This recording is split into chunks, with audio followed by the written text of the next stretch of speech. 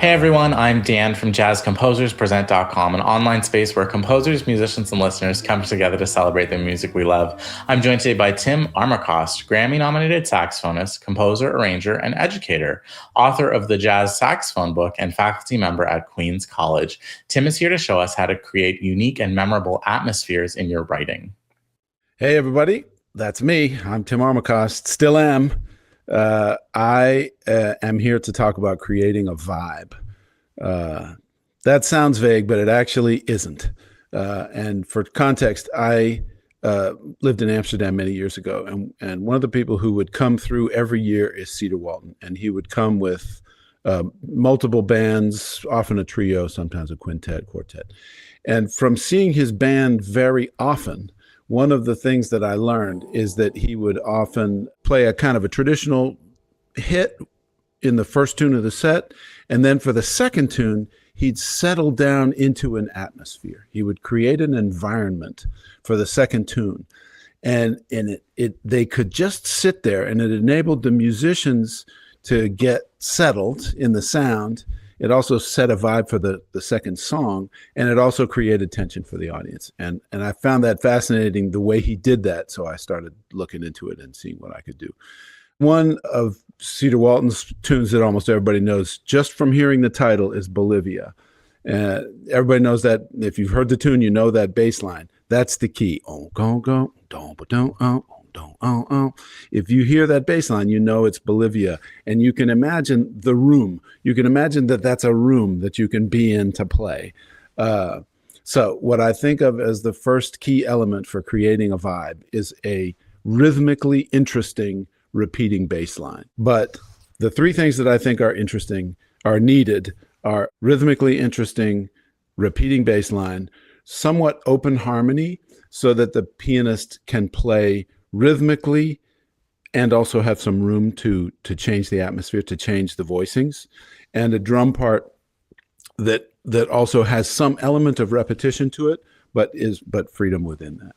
So David Berkman and Gene Jackson and I started the New York Standards Quartet 20 years ago, I think it is now, kind of specifically to explore this kind of thing, putting standards, creating new atmospheres for standards. And the song I'm going to briefly introduce to you today is Clacto Wiesenstein, written by Charlie Parker. And if we can look at the first slide, we'll see that what I started with was a bass line. Look at the bottom line there. And it's a very simple bass line that just uses the and of four and then four. So 1, 2, 3, 4. 2, 3. It's just a pretty simple thing. I asked him to play double stops because I liked that created a kind of a dark atmosphere. And then the other concept I was working with was playing with triads on top of a pedal. Any triad can work because triads have that integrity of sound. Your ear can distinguish them even if they're creating tension. So let's listen to the introduction part of this.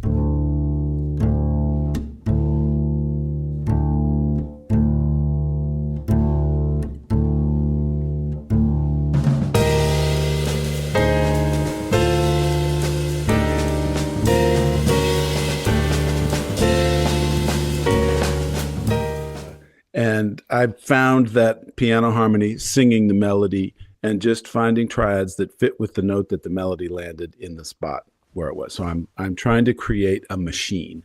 The piano is playing triads that fit together with the bass line in some places, but not in every place. And I basically told Gene Jackson to memorize the bass pattern, but to play off it. I didn't ask him to play a specific figure. If you think about a montuno in Latin music, piano part is very clear, bass part is very clear, drum part is very clear. They each have a distinct set of rhythmic hits that they're making, and that whole thing fits together as a machine. That's what creates the atmosphere. And of course, in Latin music, as well as jazz, there's freedom within what your part is. But having a part is what makes it create that lasting atmosphere. Okay, so just for fun, let's listen to the Clacto Wiesenstein now with the melody. If you know this melody, you'll hear that it sounds very different from the original.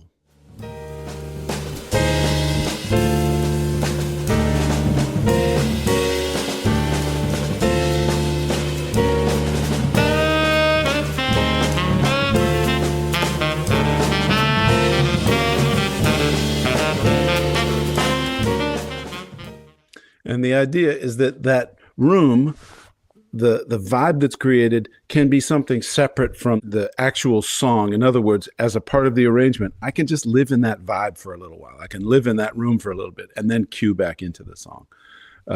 So there's a lot of different ways you can use it in performance.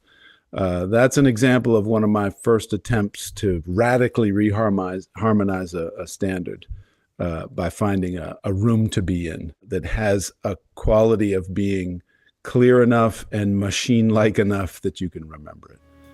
Thanks for watching today's mini lesson. Be sure to like, share, and subscribe. Drop any questions, comments, or suggestions for future videos down below.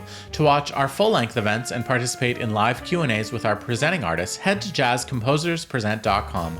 Thanks, and we'll see you next time.